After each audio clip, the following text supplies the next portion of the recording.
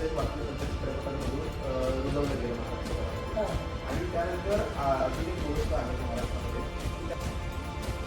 तर काय चर्चा दिसते महाराजा घरात कोणतं गाणं वाचतंय आम्ही खातो त्या भाकरीवरती खातो. तर असं होणार नाही. आता ताकदीने आंबेडकरवादी लोकांनी परिषद गावोगाव होणार. कारण बाबासाहेब आंबेडकर आमचा श्वास आहे. बाबासाहेबांमुळे आम्ही जे काय आहे ते बाबासाहेबांमुळे. त्याच्यामुळं आमच्यासारख्यांची जबाबदारी आहे. प्रत्येक माणसाने जय भीम बोलणं, स्वाभिमानाने जय भीम बोलणं फार गरजेचं आहे. कारण प्रत्येकावरती बाबासाहेबांची उपकार आहे. विशेषतः ज्या महिला अंधश्रद्धेत अडकलेल्या घरात नागरी बाबा गोवाचे फोटो काही महिला लावतात त्यांनी ते फोटो फेकून द्या म्हणून सांगतो. बाबासाहेबांचा सुद्धा कोणाचा फोटो किंवा तुमच्या घरात तुमचं लेकर बाळाचं काय. पण आपण बौद्ध धर्म स्वीकाराल का? जय भीम साथींनो, मी स्वागत करतो तुमचं आपल्या चॅनलमध्ये ज्याचं नाव आहे बाबासाहेबांचे विद्यार्थी. आणि बाबासाहेबांच्या विद्यार्थ्यांना शोधत शोधत तुमच्यापर्यंत आपण त्यांच्या कहाण्या, त्यांची मतं या सगळ्या गोष्टी आपल्या चॅनलच्या माध्यमातून घेऊन येत असतो. आणि आज आपल्या चॅनलच्या मंचावरती जे आपले पाहुणे आहेत, मातंग समुदायामध्ये आंबेडकरी विचार पेरणं हे फार महत्त्वाचं काम आज महाराष्ट्रामध्ये झालेलं आहे. आणि ते काम धडाडीने करणारे, भटक्या विमुक्तांमध्ये स्वतः जाऊन सातत्याने त्यांच्या विचारांमध्ये प्रगतिशीलता कशी येईल यासाठी काम करणारे सत्यशोधक बहुजन आघाडीचे धडाडीचे कार्यकर्ते सुदर्शन शकाले हे आपल्या सोबत आहेत. दादा जय भीम, जय लहूजी, जय भीम, जय भीम. सर्वात प्रथम स्वागत करतो तुमचं आपल्या चॅनलमध्ये. बाबासाहेबांचे विद्यार्थी या मंचावरती आपण आलात आणि आपण सर्वच बाबासाहेबांचे विद्यार्थी आहोत या विचारांमधून आज आपण या मुलाखतीला सुरुवात करतोय. सर्वात प्रथम आपला थोडक्यात आपण परिचय द्यावा की आपण कुठं काम करतो, कशा पद्धतीने आपल्या कामाचा आराखडा असतो. माझं नाव सुदर्शन सखाले आहे आणि मी आंबेडकरी चळवळीतला कार्यकर्ता आहे. माझी संघटना आहे सत्यशोधक बहुजन आघाडी. सत्यशोधक बहुजन आघाडी या संघटनेत मी काम करतो. माझे सहकारी सचिन बगडे सरांसोबत काम करतो. आणि बाबासाहेबांचे विचार हे शेवटच्या घटकापर्यंत पोचले पाहिजे यासाठी वेगवेगळ्या माध्यमातून काम सुरू आहे. मातंग समाजामध्ये बाबासाहेबांचे विचार रुजले पाहिजे म्हणून आंबेडकरवादी मातंग परिषद आम्ही सध्या महाराष्ट्रामध्ये घेत आहोत. दादा, आज महाराष्ट्राचा आपण जर का विचार केला तर सुप्रीम कोर्टाच्या निर्णयानंतर म्हणजे उपवर्गीकरणाचा निर्णय झाला आणि त्यानंतर भारतभरामध्ये हा विषय चर्चेचा झाला. म्हणजे कर्नाटकमध्ये उपवर्गीकरण लागू केलं गेलं, त्यानंतर महाराष्ट्रामध्येही उपवर्गीकरण लागू केलं जावं ही सातत्याने मातंग समुदायाकडून मागणी केली जाते. म्हणजे दोन स्तर आपल्याला आज महाराष्ट्रामध्ये बघायला मिळत आहेत की एक आहे की तो त्या गोष्टीला विरोध करतो उपवर्गीकरणाला आणि एक आहे की त्याला सातत्याने समर्थन करतोय, त्यांना उपवर्गीकरण हवंय. मग या सगळ्या गोष्टीकडे एक तरुण म्हणून, एक कार्यकर्ता म्हणून आपण कसं बघता आणि काम करताना या सगळ्या गोष्टींचा काय अनुभव? मला याच्यात दोन गोष्टी आता फार महत्त्वाच्या वाटतात.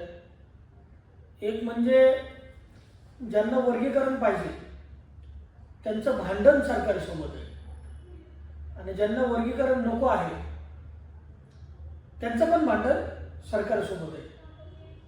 परंतु मला असं वाटतंय इथल्या मनुवादी व्यवस्थेने, ब्राह्मणवादी व्यवस्थेने किंवा जातीवादी व्यवस्थेने मातंग आणि बौद्धांमध्ये भांडण लावलेले. तो वर्गीकरण झालं पाहिजे का नाही झालं पाहिजे एक स्वतंत्र डिबेटचा मुद्दा आहे आणि गेल्या 40 वर्षापासून हे आंदोलन मातंग समाजाचं सुरू आहे. परंतु वर्गीकरण जर का करायचं झालं तर माझ्या संघटनेची ही भूमिका आहे.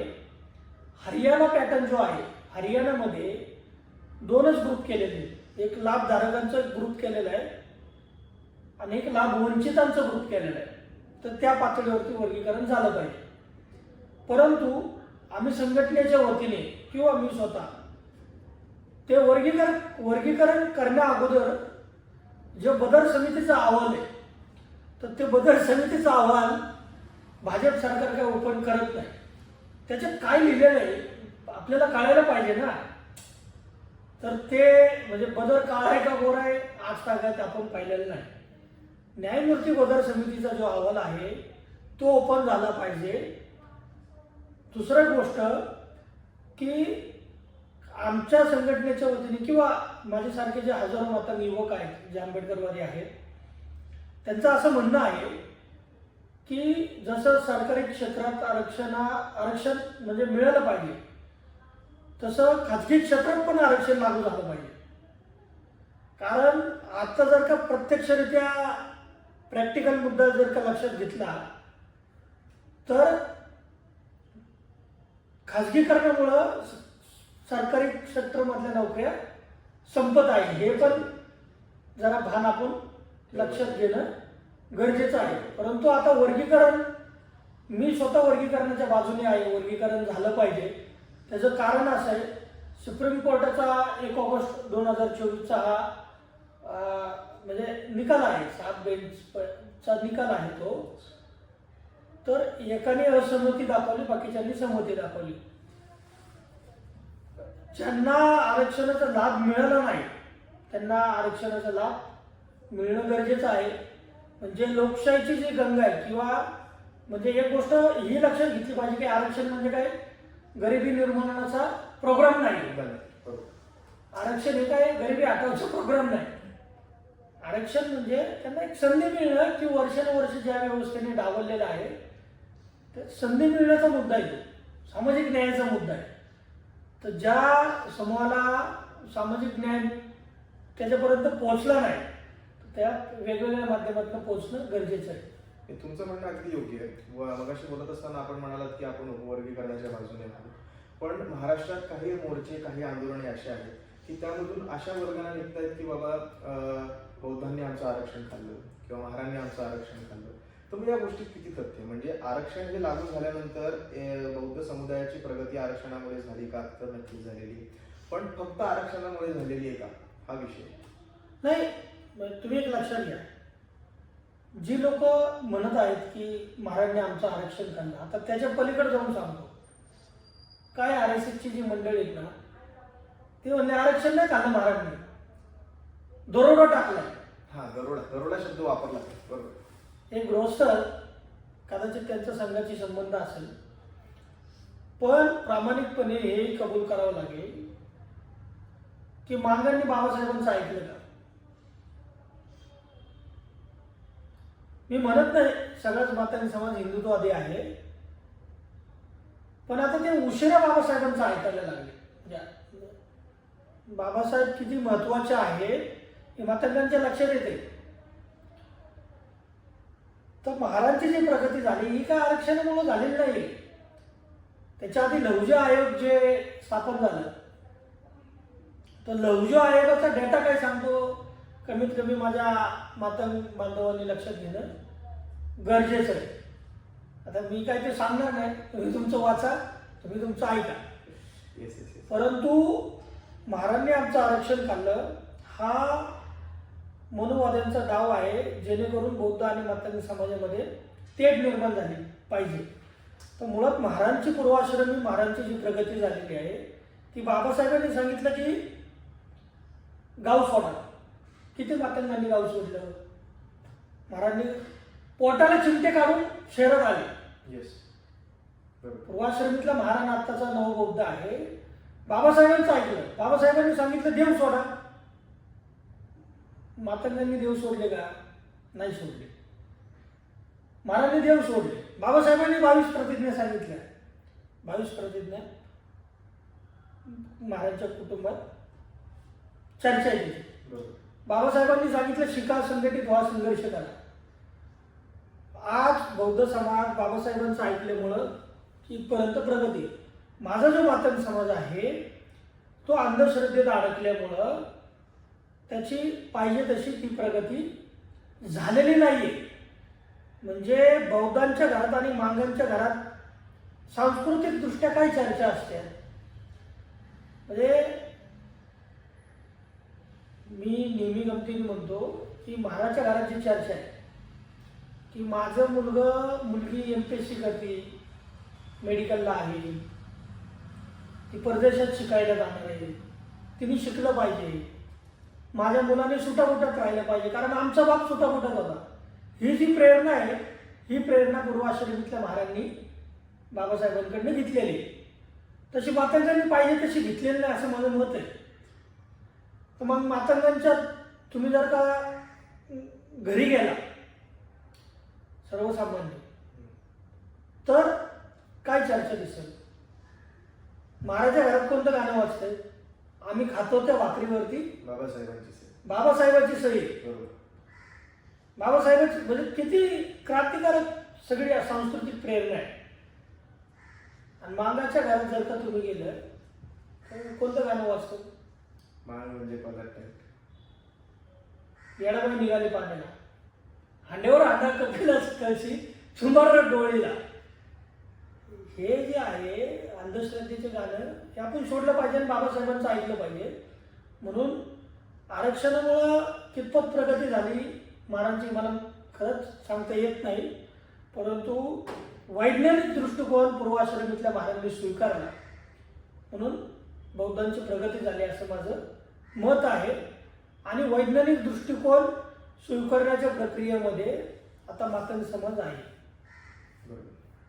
नाही म्हणजे आपण जर का विचार केला प्रेक्षक मित्रांनो किंवा दादा मी तुम्हाला विचारतो की अस्पृश्य समुदाय जो वर्षानुवर्षांपासून हिणवला गेला, शिक्षणापासून त्याला वंचित ठेवलं गेलं एका विशिष्ट समुदायाकडून, त्यामध्ये फक्त महार समुदाय मातंग समुदाय एवढाच नाही तर त्यामध्ये चर्मकार असतील, मेहतर समुदायाचे लोक असतील, मग इतरही समुदायांची अशीच काहीतरी परिस्थिती महाराष्ट्रात किंवा भारतात आहे.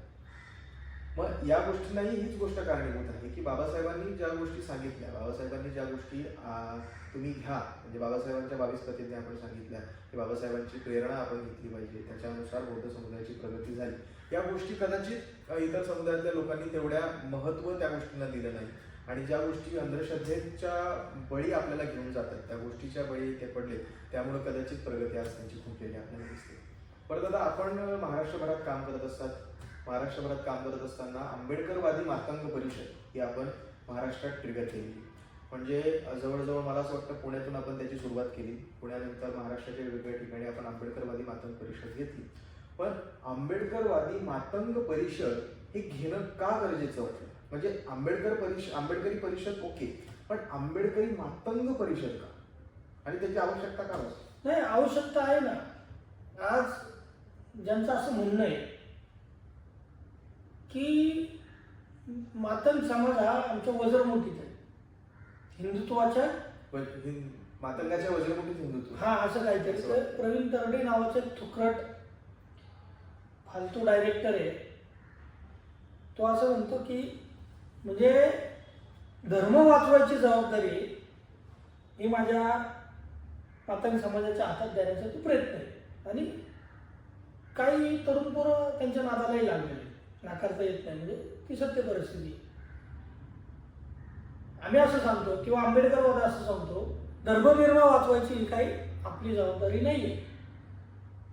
बाबासाहेबांचा जो विचार आहे म्हणजे ते स्पष्ट सांगणं गरजेचं आहे की तुम्ही सावरकरांच्या बाजूने आहात, हेडगेवारांच्या बाजूने आहात का कुणाच्या बाजूने आहात? आम्ही सांगतो आम्ही सावरकरांच्या बाजूने नाही, आम्ही मातंग समूह आंबेडकरवादी आहोत, म्हणून आंबेडकरवादी मातंग परिषद घेतो. बाबासाहेबांनी पण सुरुवातीला 11 मातंग परिषदा घेतल्या ना, म्हणजे क्रांतीची पूर्वाट ही प्रबोधन असते. बरोबर. क्रांती ज्यावेळेस करायची त्याची पूर्वाट ही प्रबोधन असते आणि मातंग समाजामध्ये बाबासाहेबांचे विचार परिषदेच्या माध्यमातून रुजले पाहिजे, हा एक तो प्रयत्न आहे. आंबेडकरवादी होणं म्हणजे आम्ही मातंग समाजाला हेच सांगत आहोत की उच्च शिक्षण घेणं, केंद्रीय विद्यापीठामध्ये जाणं, वैज्ञानिक दृष्टिकोन स्वीकारणं आणि विज्ञानाशी संलग्न राहणं, अंधश्रद्धा सोडणं म्हणजे आंबेडकरवादी होणं. आणि मला असं वाटतं की इथून मला महत्त्वाचं वाटते आणि याला प्रतिसाद मिळतोय आणि कदाचित ह्याच प्रतिसादाला मातंग समाजातले आमच्यासारखे हजारो तरुण जर का मनुस्मृतीला, RSSला चॅलेंज करत असतील तर हे कुठंतरी त्यांना धक्का बसलेला आहे. म्हणून सोशल मीडियाच्या माध्यमातून त्यांनी फेक अकाउंट खोलून बौद्ध वर्सेस मातंग हा थेट निर्माण केलेला आहे. आणि अशा म्हणजे या व्हिडिओच्या माध्यमातून मनोवाद्यांना सांगू इच्छितो की तुम्हाला वाटत असेल की आम्ही आंबेडकरवादी मातंग परिषद बंद पाडू, तर असं होणार नाही. आता ताकदीने आंबेडकरवादी मातंग परिषद गावोगावात होणार, कारण बाबासाहेब आंबेडकर आमचा श्वास आहे बाबासाहेबांमुळे आम्ही जे काय आहे ते बाबासाहेबांमुळे. त्याच्यामुळं आमच्यासारख्यांची जबाबदारी आहे माझ्या मातंग बांधवांमध्ये बाबासाहेब रुजवणं. म्हणून मातंग परिषदा, आम्ही आंबेडकरवादी मातंग परिषदा हे घेतो प्रबोधनाचं माध्यम म्हणून. अगदी आपलं म्हणणं अगदी योग्य आहे की बाबा आपल्याजवळ आज जे काही आहे ते प्रेक्षक मित्रांनो, तुम्ही आम्ही आज इथे बोलत आहात, ही जी लोकशाही आहे ही सर्व आपल्याला बाबासाहेब आंबेडकरांची, बाबासाहेबांच्या संविधानाची देण आहे. आणि त्यामुळेच आज तुम्ही आम्हाला बघू शकत आहात. आज मातंग समुदायातील एखादा तरुण उच्च शिक्षित होत आहे, परदेशामध्ये शिक्षण घेण्यासाठी जात आहे. या सगळ्या गोष्टी बाबासाहेबांचेच उपकार आहेत आणि बाबासाहेबांनी या गोष्टी आपल्याला सर्वांना दिलेल्या आहेत. तर दादा, आपण मगाशी एक वाक्य वापरलं की हिंदुत्व हे मातंगाच्या वज्रमुठीत आहे, असं एक वाक्य सध्या चित्रपटांमधून रुजवलं गेलं महाराष्ट्रभरामध्ये. आणि त्यानंतर अजून एक गृहस्थ आहेत महाराष्ट्रामध्ये की त्यांनी असं वाक्य वापरलं की बाबा मागाने किरसुनी बांधल्यानंतर, म्हणजे मागाने जर का किरसुनी बांधली नसती तर हिंदूंचा सर्वात मोठा सण हा दिवाळी साजरा झाला नसता, किंवा मातंगाचं तोंड बघितल्याशिवाय गावातला पाटील बाहेर जात नव्हता. म्हणजे माझं तुम्हाला प्रश्न विचारण्याचं तात्पर्य हे की ही लोक अशा वाक्यांमधून मातंग समुदायातील भावना तयार करतायत का, किंवा मातंग समुदायाचं जे स्थान आहे ते हिंदू धर्मात किती महत्वाचं आहे? मला ते त्याच्यावरती मी याच्या आधी बोललेले आहे, मला आता फार परत बोलणं योग्य वाटत नाही. परंतु एक लक्षात घ्या की सांस्कृतिक जो मुद्दा आहे, बाबासाहेबांनी आपल्याला सांगितलं कल्चर, एक सांस्कृतिक म्हणजे एक संस्कृती असते, तर ते समजून घेणं गरजेचं आहे. आणि दुसरं की आम्ही जे ॲक्टिव्हिटीज करतोय, बघा त्यांना काय करायचं ते करतील, परंतु आता तरुण मुलं आमच्या बाजूने आहे. तर आम्ही काय सांगतो की बाबासाहेबांचं बोट पकडून केंद्रीय विद्यापीठामध्ये जाणं अत्यंत गरजेचं आहे. त्याचं कारण असे की जर का आपल्याला म्हणजे समजा खाजगी क्षेत्रात नोकऱ्या करायच्या असेल तर त्यासाठी स्किल लागतं. तर मातंग तरुणांनी आता हा विचार केला पाहिजे की यासारखं तंत्रज्ञान आहे ते आपण कसं म्हणजे स्वीकारू, आपण त्याचा कसा अभ्यास करता येईल. वेगवेगळे तंत्रज्ञान बदलते आणि कुणाचं ऐकायचं कुणाचं ऐकायचं नाही हे मात्र तरुणांना समजतंय. आणि हा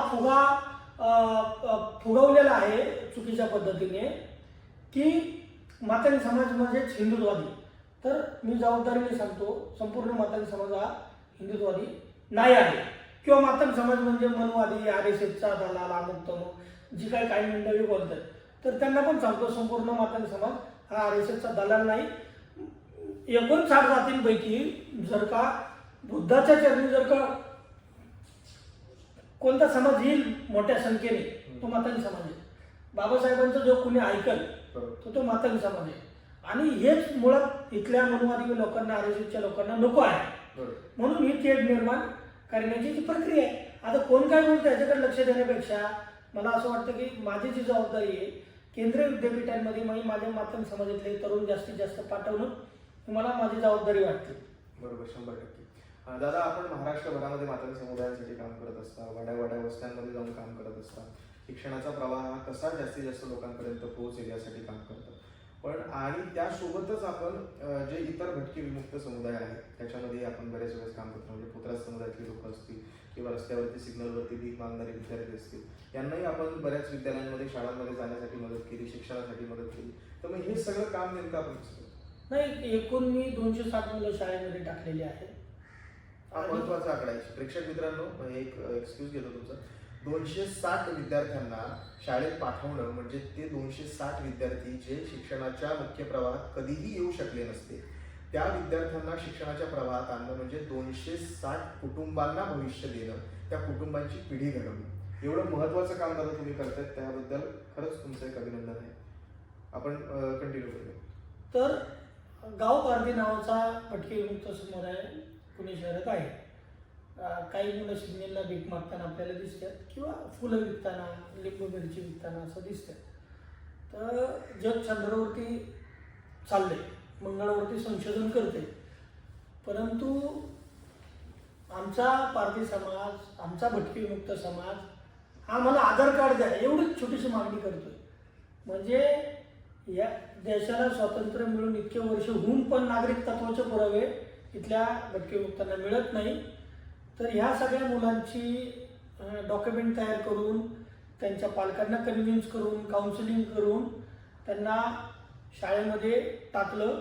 शाळेमध्ये टाकलं फार मला मोठी गोष्ट वाटत नाही, परंतु त्यांचा जो जन्म दाखला आहे, म्हणजे काही मुलांचा घरी जन्म झालेला आहे, त्याच्यामुळे ससूनमधनं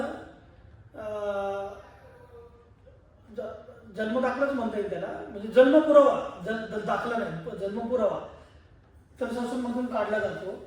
तर ते कसा काढला जातो, तर ते दातावरनं दाताची चेकिंग होती, हाडांची, नखांची, बॉडीची चेकिंग होती आणि त्याच्यावरनं अंदाजे वय काढलं जातं. त्याला ए सर्टिफिकेट म्हणतात. त्या ए सर्टिफिकेटच्या माध्यमातून आधार कार्ड काढणे, इतर डॉक्युमेंट काढणं, अशी प्रक्रिया आम्ही पूर्वी केलेली काही वर्षांपूर्वी. आणि मग ही प्रक्रिया करून आधार कार्ड काढल्यानंतर शाळेत मग ते मुलगा ऑनलाईन दिसला पाहिजे म्हणून आधार कार्ड शाळेमध्ये देणं अत्यंत गरजेचं आहे. तर अशा 260 मुलांना शाळेत टाकलं. आता ते सिग्नलला त्यातला आनंदाची गोष्ट म्हणजे त्यातला एकही मुलगा भीक मागत नाही. काही विद्यार्थी फार चांगल्या मार्गाने पास झालेले, त्याचं जास्त समाधान आहे. परंतु मला असंच वाटतं की बाबा हे जे काही जातीय घडामोडी घडतात तर आपण एक लक्षात घेतलं पाहिजे की आपल्या भारतीय समाज व्यवस्थेमध्ये अजून लोकशाहीची गंगा आमच्या घिसाडी समूहाच्या पाल्यावरती आली नाही, पारदेच्या पाल्यावरती आली नाही, तिरुमलाच्या पाल्यावरती आली नाही, मसनजोगाच्या दारात आली नाही. तर हे आपलं सगळ्यांचंच काम आहे की लोकशाहीची गंगा त्यांच्या दारामध्ये येणं माझी जबाबदारी समजतो. म्हणून मी अगदी 100% तू आपण आपल्या सर्वांचीच ती जबाबदारी आहे मित्रांनो. म्हणजे बाबासाहेब असं सांगतात की ज्या समाजात आपण जन्मलो, समाज म्हणजे एखादी विशिष्ट जात नाही, तर आपण भारतीय समाजात जन्मलो आहोत, त्या समाजाचं आपण काहीतरी देणं लागतं आणि ते देणं आपण दिलं पाहिजे. म्हणजे दादा आपण सिग्नलवरचा विषय मागाशी छेडला. मी माझा एक अनुभव सांगतो तुम्हाला. 1-2 दिवसाअगोदर मला आलेला की सिग्नलवरती असं ट्रॅफिक लागलं होतं आणि मी गाडीवरती थांबलो होतो सिग्नलची वाट बघत आणि एक माझ्यासमोर टँकर होतं. त्या टँकरच्या मागे काही अशी 4-5 मुलं जी सिग्नलवरती भीक मागतात आणि काही त्यांची आई होती, त्यांची बहिणी होती, त्याच्या बादल्या घेऊन त्या टँकरच्या मागे गेली आणि त्या टँकरचा नळ उघडून ते पाणी भरत होते आणि पाणी भरल्यानंतर त्या पाण्याला हात लावून किंवा चेहऱ्यावरती ते पाणी घेऊन त्यांच्या मनावर एक वेगळाच आनंद होता की आपल्याला काहीतरी वेगळं मिळालं म्हणून. म्हणजे मित्रांनो त्या क्षणात खरंच असा विचार आला की भारताला आपण 1947ला स्वातंत्र्य दिलं, पण ज्या समुदायाला आपण शिक्षण दिलं पाहिजे होतं, ज्या समुदायाची आपण खऱ्या अर्थाने प्रगती घडवून आणल्या पाहिजे होती, म्हणजे भगतसिंग सांगतात की शेवटच्या घटकापर्यंत आपल्याला स्वातंत्र्य पोहोचवायचं आहे, त्यांना आपण साधं पाणी सुद्धा देऊ शकलो नाहीये, मूलभूत गोष्टी आपण त्यांना देऊ शकलो नाही. तर मग भारतात कुठली लोकशाही आपण घडवली, कुठला भारत आपण घडवला, हा प्रश्न आज खरं तर आपल्या सगळ्यांच्या मनामध्ये पडला पाहिजे. आणि या गोष्टीवरचं खरंच आपण चिंतन करणं गरजेचं आहे प्रेक्षक मित्रांनो, की समाजाच्या शेवटच्या घटकापर्यंत आपण काय पोहोचवू शकलो. आणि त्यासाठी तुम्ही, आम्ही, फक्त सुदर्शन दादा किंवा आम्ही किंवा आपणच बांधील नाही, तर आपण सर्वजण या गोष्टीसाठी बांधील आहोत, कारण आपण सर्व सरते शेवटी बाबासाहेबांचे विद्यार्थी आहोत. पुढं दादा बोलत असताना मी आपल्याला असं विचारतो की आपण आंबेडकरवादी मातंग परिषद महाराष्ट्रामध्ये घेत असतात, पण बाबासाहेबांनी एक आव्हान 1956ला केलं होतं की बुवा मी हिंदू म्हणून जन्माला आलो असलो तरी मी हिंदू म्हणून मरणार, आणि त्यांनी बौद्ध धर्माचा स्वीकार केला. मग बौद्ध धर्माविषयी आज मातंग समुदायाची भूमिका काय? आपण वाड्या वस्त्यांमध्ये जातायत, तरुणांशी बोलतायत, काय त्यांना नेमकं वाटतंय, काय त्यांची भावना? त्याच्यात 2 गोष्टी. मातंग समाजामध्ये हजारो लोक धर्मांतरित आहेत, त्यांनी त्यांची जात सोडली. बाबासाहेबांचा अंतिमता विचार हा जाती अंताचा होता आणि या देशाची जाती व्यवस्था नष्ट व्हावी असं 1936ला ॲनिमेशन ऑफ कास्टचं, म्हणजे जे लाहोरमध्ये त्यांचं भाषण होणार होतं, तर ते आता पुस्तक स्वरूपात अवेलेबल आहे. या देशातली जाती व्यवस्था संपवली. मातंग समाजात नाही, आज जगाला बुद्धाची गरज आहे. जगाने बुद्धाच्या जवळ जाणं गरजेचं आहे आणि बुद्ध इतकं सुंदर आहे आपला महाकरुणी तथागत गौतम, सगळ्यांना क्षमा करतो. म्हणजे करुणेचा महासागर ज्याला आपण म्हणतो ते बुद्ध आहे. तर त्याच्या आधीच्या 2-3 घटना आपल्याला लक्षात घ्यावं लागतं. म्हणजे घटनामध्ये इतिहास लक्षात घ्यावा लागेल की आत्माराम चांदणे जे मराठवाड्यातले आहेत आणि ज्यांना मी आदर्श मानतो ते एकनाथ आवाड, प्रेमाने आम्ही त्यांना जिजा म्हणतो. तर जिजांनी मातंगांमध्ये आणि इथल्या वंचितांमध्ये धर्मांतराची एक मोठी चळवळ चालवलेली. आज मातंग समाजामध्ये खूप सारे लोक धर्मांतरित आहेत आणि बुद्धाजवळ जात आहेत. आणि हेही जबाबदारीने सांगतो, मागाचा शेवटचा थांबा हा बुद्ध आहे. काय म्हणलं मी? मागाचा शेवटचा थांबा स्टॉप हा बुद्ध आहे. आणि बुद्धाजवळ गेलं ते हा जगण्याचं उत्थान आहे. म्हणजे बुद्धाने जे दुःखमुक्तीचा मार्ग सांगितलेला आहे, विज्ञानाचा मार्ग सांगितलेला आहे, तो फार सुंदर आहे.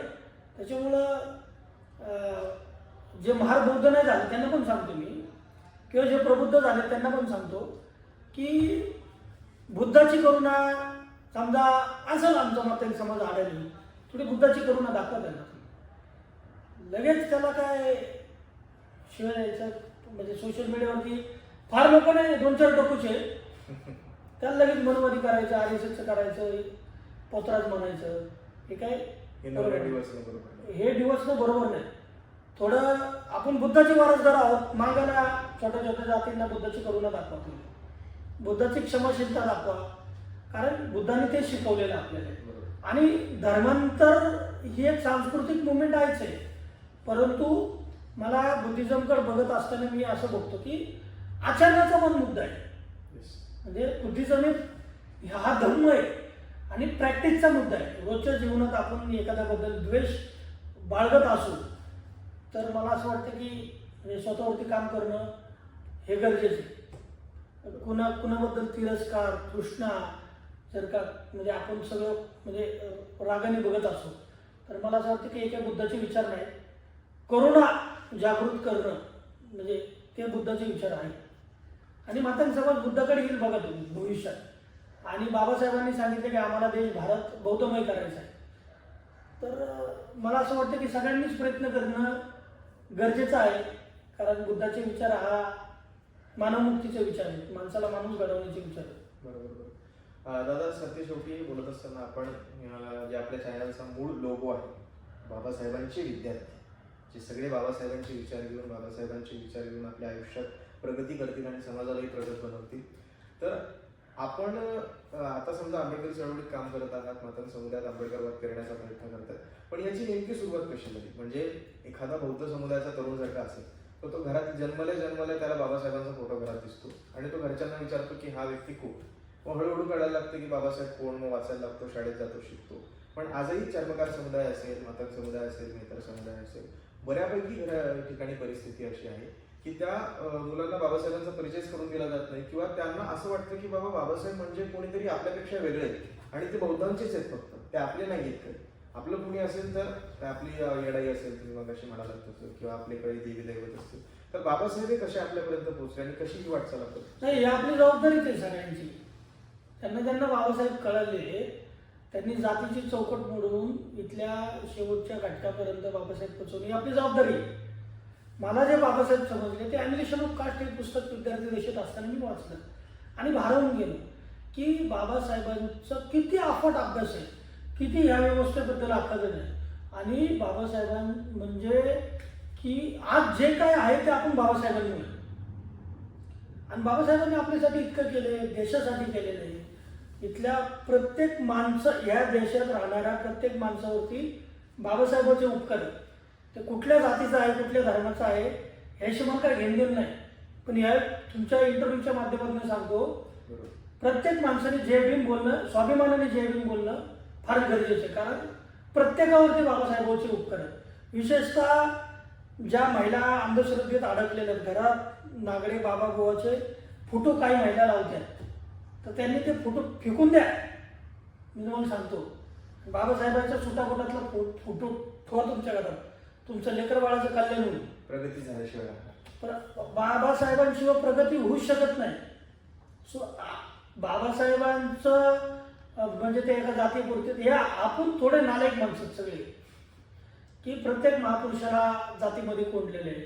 म्हणजे समतेचा राजा शिवाजी महाराजांकडे आपण बघतो, रयतेचा राजा, शेतकऱ्याचा राजा, तर त्यांना काही लोकांनी एका जातीत बंदिस्त केले.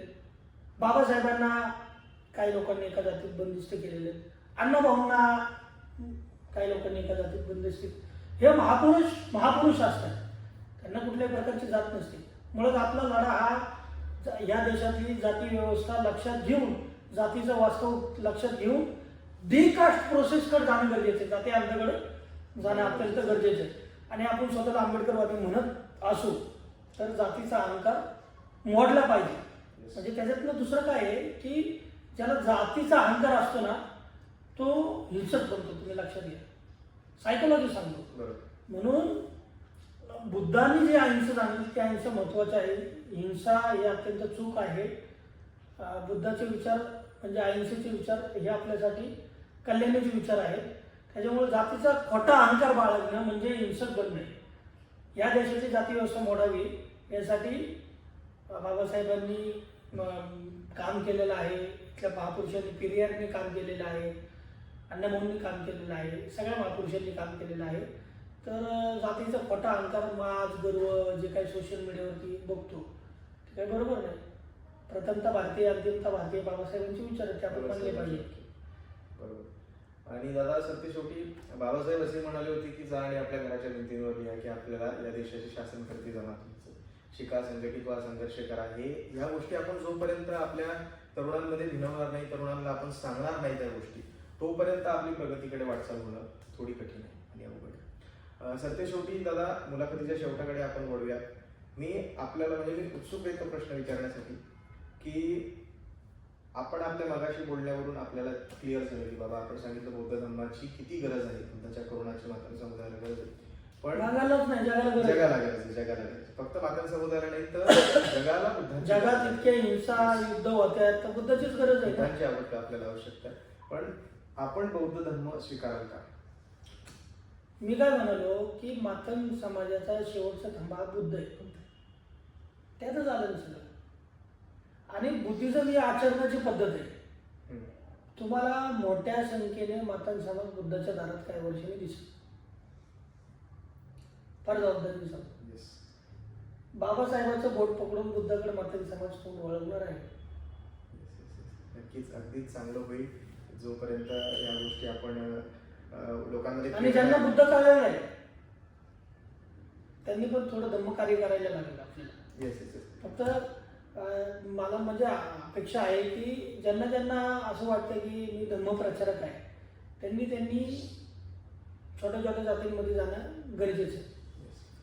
सत्य शेवटी मुलाखतीच्या शेवटात आपण बोलूयात की दादा एक वाक्य आपण आपल्या प्रत्येक पाहुण्यांना मुलाखतीच्या शेवटी विचारत असतो की आपल्या अभ्यासातून आपल्या जीवनातून आलेल्या सगळ्या अनुभवांमधून एक कुठलं तरी वाक्य असं बाबासाहेबांचं असेल किंवा तुमचं स्वतःचं असेल, कुठेतरी वाचलेलं असेल, असं आपण आमच्या सर्व प्रेक्षकांना, तरुण मित्रांना सांगा की जे बाबासाहेबांच्या विद्यार्थ्यांसाठी महत्त्वाचं आणि ते त्यांच्यासाठी उपयोगी पडेल, त्यांनी कायम लक्षात ठेवलं. कुठलं तरी एक वाक्य. मला एक वाक्य मी जे जगलोय मला असं वाटतं की संघर्ष फार महत्त्वाचा आहे. शिका, संघटित व्हा, संघर्ष करा, हे बाबासाहेबांचं वाक्य आहे. तर म्हणजे ह्या व्यवस्थेला न घाबरता, कुठल्याही परिस्थितीला न घाबरता, वास्तवाचा भान घेऊन, म्हणजे बाबासाहेबांनी आपल्यासाठी किती त्याग केलेला आहे त्या त्यागाला थोडी आठवण करून शिकलं पाहिजे, संघर्ष केलं पाहिजे आणि संघटित होऊन या मनोवादी व्यवस्थेला फाईट दिली पाहिजे. येस, मनोवादी व्यवस्थेला फाईट दिली पाहिजे, शिकलं पाहिजे, संघटित झालं पाहिजे, संघर्ष केला पाहिजे. या गोष्टी आपण सर्वांनी लक्षात ठेवाव्या. आपण या मुलाखतीच्या माध्यमातून सुदर्शन चकाले यांची मतं आपण सर्वांनी जाणून घेतली. त्यांच्यासोबत आपण बराच वेळ गप्पा मारलेल्या आहेत. अशाच नवनवीन व्हिडिओसाठी चॅनलला सबस्क्राईब करा आणि तुमची मतं आम्हाला कमेंटमध्ये सांगायला विसरू नका. व्हिडिओ जास्तीत जास्त शेअर करा. धन्यवाद. जय हिंद.